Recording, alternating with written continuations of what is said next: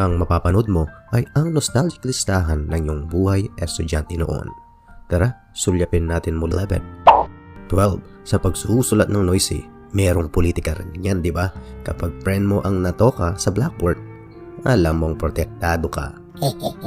13. Yung ballpen mo na pinagtripan mong pagsabay-sabaying ilabas. 14.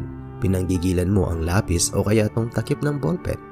15. Laging ganito ang itsura ng likuran ng notebook mo at ganito ka gumawa ng Valentine's card. 16. Yung mga pangit mong kaklase ng elementary, ang gaganda ngayon.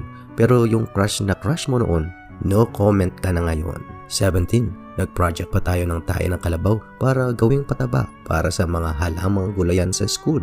Ang sisipag pa nga natin noon mag-garden, di ba? 18. Gumawa ka rin ba ng ganito nung nauso noon ang mga digicam? 19. Kapag buo ang papel at walang gunting, walang problema yan sa mga bata noon. Medyo yaki nga lang pero mapamaraan naman. Di kasi tayo pabebe eh.